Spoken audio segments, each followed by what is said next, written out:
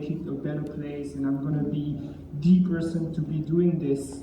And all my savings that took me 10 years were invested in that startups, and I'm gonna pitch and I'm gonna sell it to investors, to government institutions, and raise the money to keep the dream going. But then reality comes in and just knock you on your butt, if you excuse my French. And you reach your burn rate when you're like, man, I'm running out of money. How am I going to continue to dream? So then you start to find other ways. Maybe you do a little bit of consulting and freelance to start to keep the boat going. But ultimately, my startup crashed, the first one, and burnt. And I started to reconvert myself last year to another kind of businesses. But the learnings were amazing, because the position that I am today would have never been possible without the failures that I had in the last years.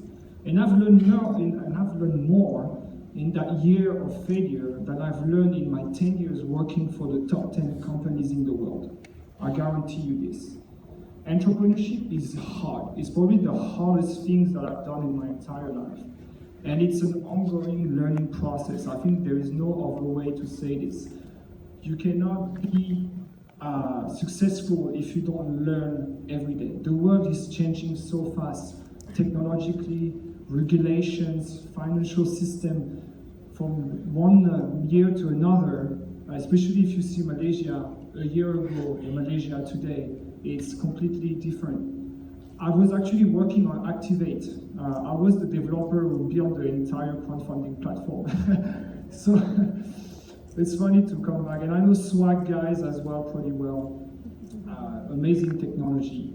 But one thing that I've started to look at, one thing that was missing from my business, my first startup, the idea was to change the peer review system in science. Right? Not the sexiest thing in the world, I give you that. But the idea was that when you want to publish papers in science, you have to go through so many processes. You have so much money that needs to be spent that the researchers don't necessarily have. The process is not very transparent, so if your papers are being rejected, you don't necessarily know why. So how do you make it transparent? My problem was that I didn't find a way to make money out of that business. Self-sustainability was what's missing from my equation. So people loved the idea, but it was not generating cash, so nobody invested. Okay? So first lesson, learn to make money with your business. And it doesn't have to be selling your souls anymore, right? You can build social enterprises that make money and then redistribute money to good cause and NGOs and the community. There's a lot of ways that you can respond. But today, I want to talk about technology, because something happened since 2004, and the last year there was a lot of conversation about blockchain, and I think that it was very necessary to have a sit down with the new generation and talk about blockchain. All right, so we're going to do that today. And this is a computer scientist world, right? Everybody's talking about Bitcoin and all that stuff. But in the back end is lines and lines and lines of code.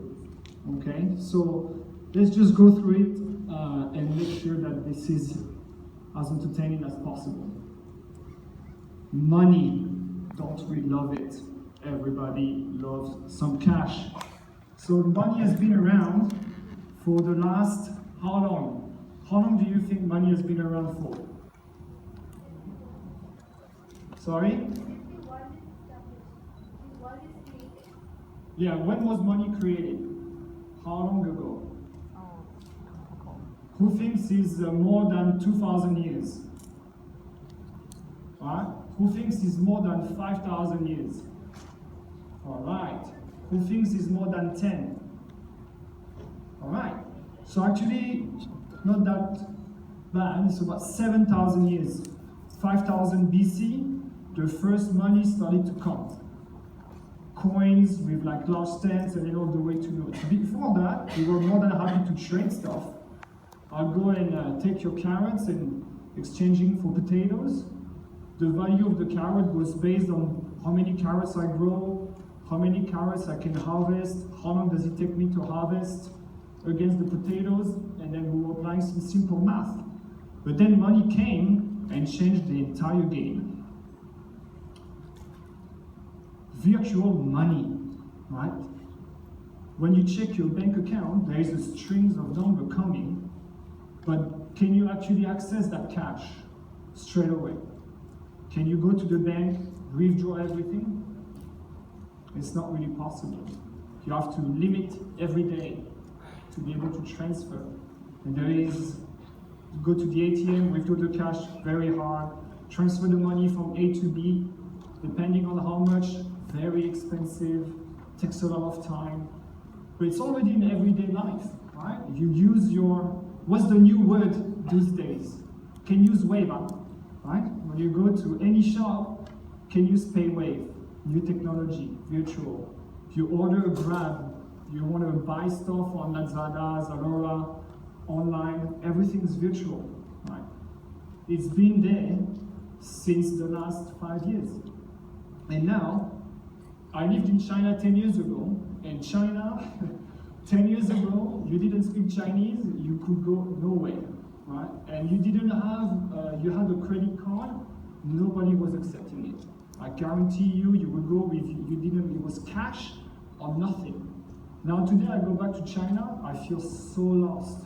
If you don't have WeChat, which they call Weixin in China, you can't transact with people. Even the people doing noodles on the side, they have little QR code for you to pay. I'm like, what's going on? Where was I, right? For those last 10 years. And now for the growth of WeChat and Tencent, it's crazy. You have 500 million users transacting every day. It's just insane. But most of the money is invisible to us, right? The money you have in your bank account now, maybe someone else in different parts of the world are borrowing it. There's a lot of stuff in the back end, a lot of transactions. That's why the money is never accessible in one shop, because it's always what we call floating somewhere, okay? A bit of a lag, right?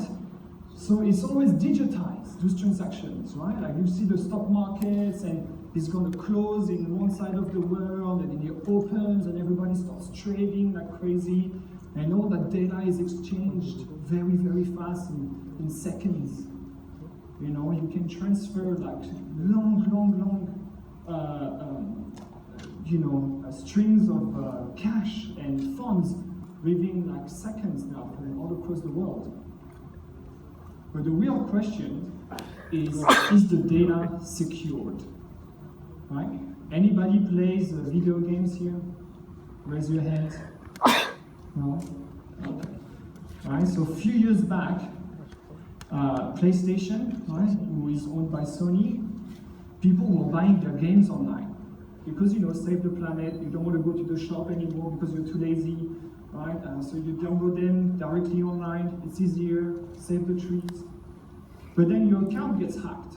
And all of a sudden, all your games are gone, or your bank details are being sent somewhere on the dark web for people to steal your information. You become very paranoid, right? Imagine Sony's shares after that crime, it just went down. So your data, which is now always online, because you transact online all the time, right? You need to make sure that it's safe and secure, right? I don't want to go Mr. Robot on you and then everybody's becoming paranoid. But it's very important that our data that we share so willingly with Facebook and Google and the banks and the institutions, that our data is safe. We have a right to protect our data. So, how does Bitcoin came into this, right? What happened? So I'm not sure if you know Dilbert, but I love this because since I've moved to the blockchain industry about 2 years ago, a lot of people can ask me and say, can you explain the blockchain?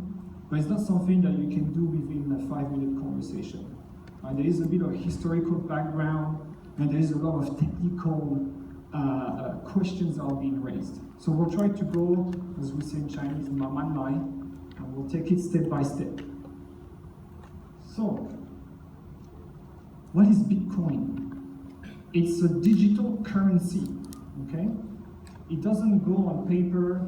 Nobody owns the network. There is no government regulating it. There is not one person. It's a community, okay? And it's stored in a wallet, the same way we have our wallets. But instead of having your wallet that someone can steal with all your cash in there and your credit card information, it's a wallet that is stored in your app with a unique profile, a unique string code of digits and keys to protect yourself from hacking. You can have fingerprints recognition, you can have facial recognition, you can have different barrier of protection to stop people from accessing your account, okay? So the most important is that it's running on a software, which one is called cryptocurrency. Because crypto comes from cryptography, which means locking secrets, right? Like a vault into something that is really hard to crack, okay? So, let's see if all right, there we go. The Bitcoin, how do you create it? You mine it, like the gold back in the days. So let's say, for example, I want to send some money to Alan, right? What I'm going to do is I'm going to take my information. My information is Fabian sends $100 to Alan. And this is the address where I'm going to send the money from my address to your address. That's the string of data that is going to be locked into a very complicated vault that I'm going to send to you guys. You are the community, and the community are your computers, right? And your computers are going to try to solve that key, right? And at some point, the fastest of all of you will raise their hand and say, I've got the solution, okay? And then as soon as you have the solution will be published in a public ledger, so everybody knows that this person is the one that actually verified that transaction. But that person, because they were the first, they're going to be rewarded for solving that encryption. So they will take a small commission of that transaction. So your computer goes and every day solve as many equations as possible, and then you're actually mining money for solving these equations. So it's just two people exchanging money, transacting with each other, and a community that helps them validating those transactions using what we call cryptographic proof, okay? That's very important, because today, if I want to send Alan some money, what are my options? I can do a transfer through my bank, but in that case, the bank is going to be the one that gives me the proof. But I don't have proof of anything except the receipt of that transaction. I don't know how many other transactions it's going to take for you. And maybe if I do US dollars to Malaysian ringgit or Indonesian rupiah, right, it's going to take time to transact, and I'm going to lose a lot of money in that process, converting the money, transferring the money, right? You lose 5-6% doing all this. Right? All this is justified because the bank is the validator of that transaction. Then you have MasterCard, American Express, PayPal, who are other institutions that validate the transactions. Okay? So it's a very different process. Is instead of relying on trust, you can actually rely on cryptographic proof. So that's what happens. Now we're going to go a little bit deeper into the history, and I'll give you the proprietary. I think I went through this. The properties of Bitcoin is your identity is not revealed when you make the transactions. It's revealed to you. Nobody needs to know who's transferring the money. You just need to know that where the money is coming from, how much money, and where the money is going. You don't need to know that it's Alan and Fabian who are transacting.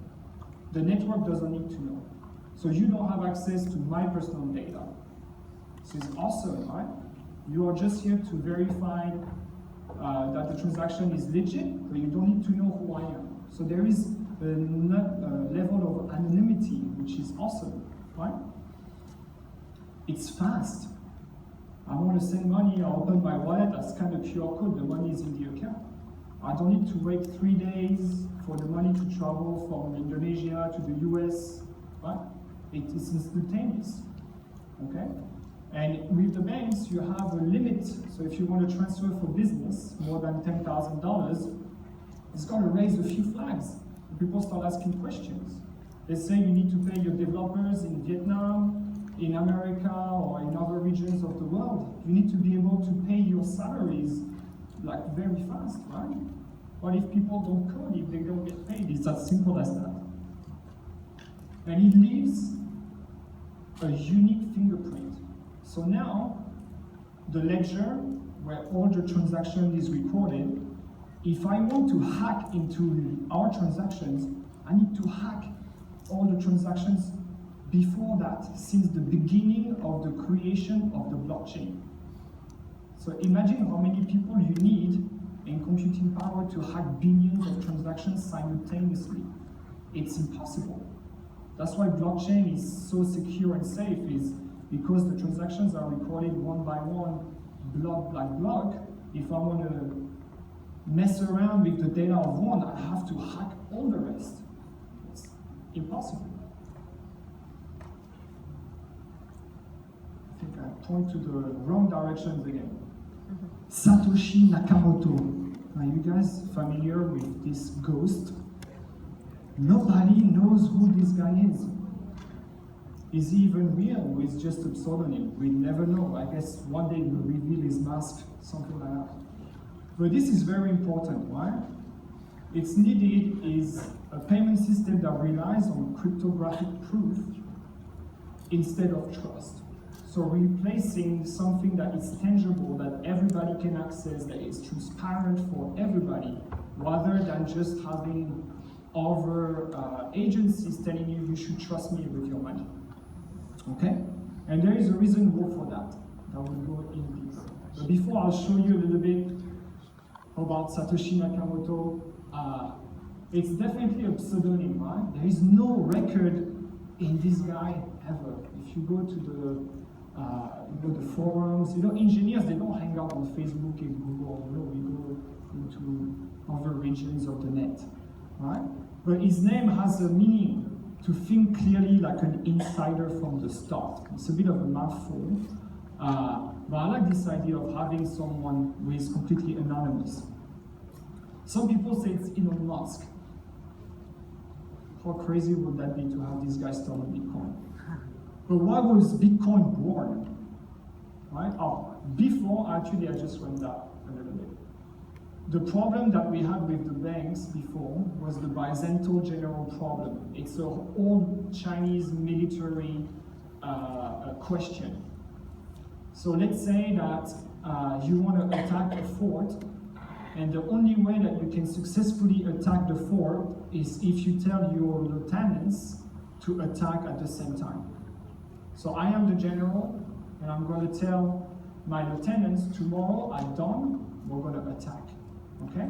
So then I tell my generals, I send my little knights on the little horses, and they go tell the lieutenants. So option A and B is, one says, I'm going to attack, the message is here, and then this one thinks he's going to retreat. Right? Maybe he sends his knight back to the commander to tell him, hey, we're all going to attack. Right? But the only way to know who is telling the truth is almost impossible until you go the next day and attack. Maybe the knight got captured and then someone else replaces it and changes the message. Right? So it's very important here to know the truth and follow the process of the orders. So it's the same as I'm going to send $100 to Adam, right? And then you guys are going to validate that transaction. You cannot tell, actually Fabian is sending $150. And he's not sending this to Alan, he's sending this to someone else. You cannot do this. Right? You could do this easily back in the days because it was all papers and very easy to change the data. But on blockchain, it's impossible. Because you will always have someone that will call you up and say, hey, hold on a second, It's right here, the data. Why are you trying to change it? So blockchain changed that scenario and cracked what we call the Byzantine problem. This was huge when in banking system, they couldn't sort it out. And that's how technology comes and helps, by actually creating protocols. And we'll go into deeper into this in the next stage. Oh wow, that's, it didn't look like that. Sorry, that's a very ugly slide. But the idea is exactly what I just said, right? Is that the public ledger is the data that sits in this area where it's available to everybody. The record is validated, so you cannot change it forever unless you crack the entire process. Hosted by millions of computers, so the public.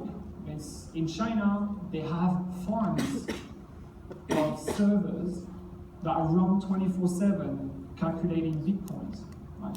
So that causes a lot of problem because a server that runs 24/7 consumes as much energy as an air conditioning. So imagine you have 100 servers in this room going like, have you been to a server room? Yes.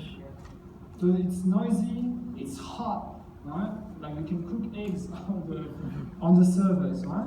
So it's generating a lot of energy. So this is a problem that needs to be fixed, right? How can we actually calculate and validate data without actually harming the environment?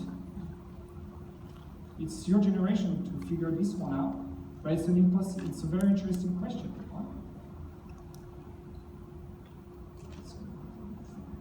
Cool. So I made this 3 times. I'm not going to bore you with all that. What I'm trying to do is to show you how it all started, okay? Every time we have a new technology, people freak out. You guys probably be a bit young for the birth of the internet, but what definitely are, people who are about 30 here, the need for protocol. So the internet before, it was just the World Wide West. And people were like, oh my God, like, hold on a second, we need to put IPs, Internet Protocol, right? So we're able to track where people are, and if someone is looking at some, say, like child pornographies or some crazy stuff that people find on the dark web, I need to be able to track these people. So IP was there.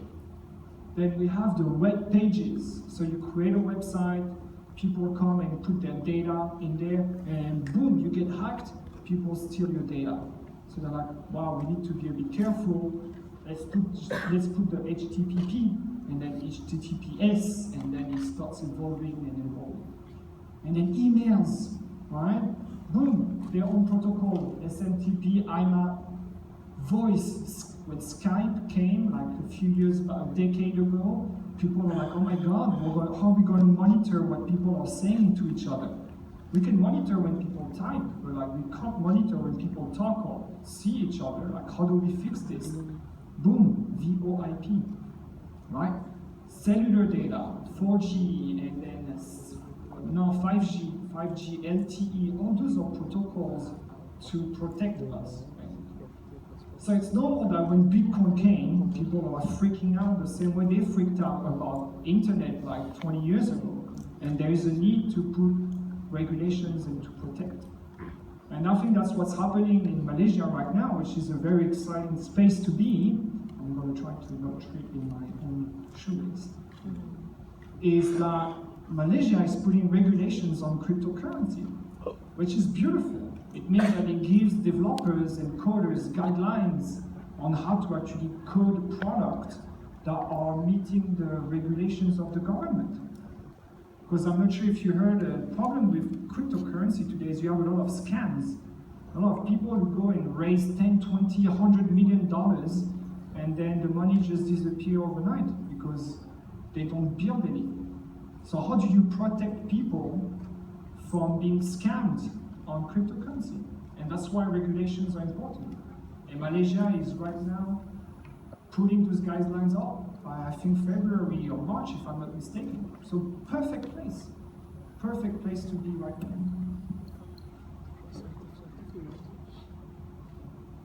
All right, so it's decentralized, you're the community. I've developed a little bit more of this But this is the reason why I wanted to talk about cryptocurrency today. Why Bitcoin came to life in the first place. So, paper money is the same for 1,000 years, right? They just changed the paper. Some countries, they even use like porcine. I learned that when I was doing the research. Amazing, right? And then you have central banks who keep printing money so they can pay the debt. My grandmother, my late grandmother, I remember when she was talking about money, it was like, oh yeah, I have like 10 million franc. I got excited. I was, oh my God, 10 million? We're rich, right? It was worth 10,000 ringgit. You see what I mean? Like the value, people start talking in millions back in those days. You go to Zimbabwe, you have $1 trillion, right? Why so many zeros, so much fun, right? Hungary, you would think that those countries, Zimbabwe, you say, okay, African country, they have inflation, wow. But then Hungary, Germany, those were strong economies too. 100 billion mark. What can you do?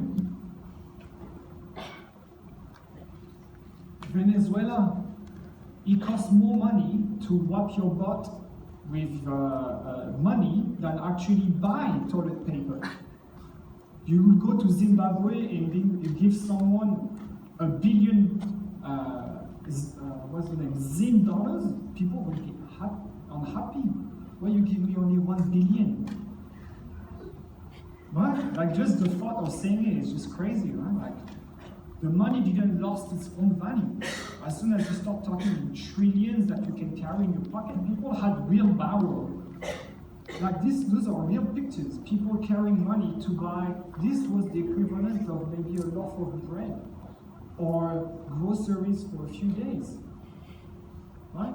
What's the point of buying, of printing money if it's just going to devalue it? So that's why Bitcoin came, because of all those crises. Right? The subprime crisis in the US, which plunged the world in a financial crisis in 2008, is because the institutions were playing around the data. They were over-evaluating the data when the real value was not there. So the whole thing, people were like, wow, what is this whole shebang going on? And the whole market panicked, and then everybody's losing money.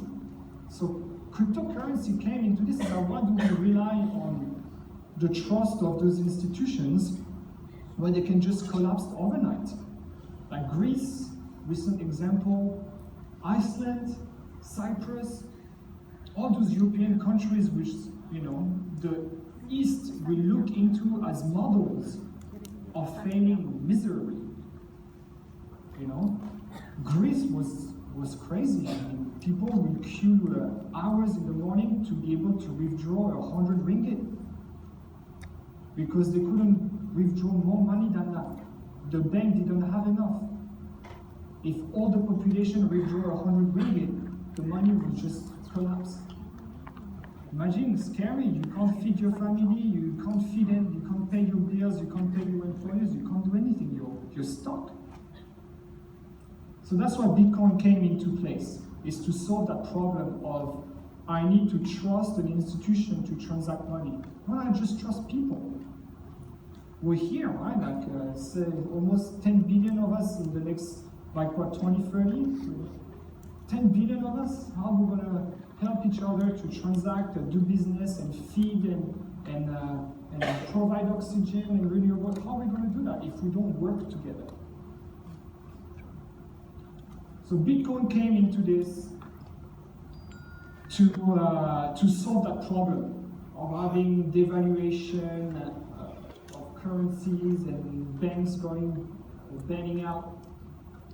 Sorry, I'll just have a lot of examples because there's just so many of countries just going down. Okay, so subprime crisis as the other, and the thing is, history just keeps repeating itself. You think the financial crisis was the first time the world flipped out? Man, come on, look at this. Civil war.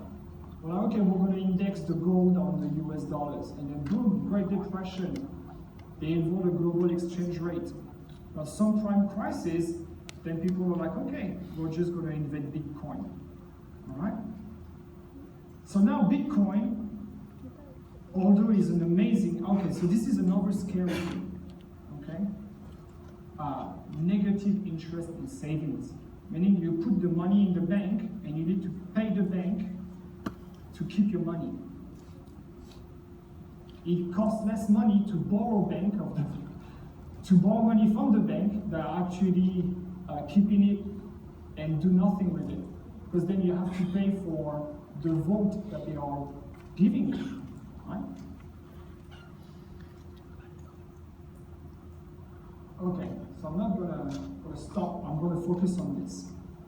So Bitcoin is amazing, but it's only for a transaction.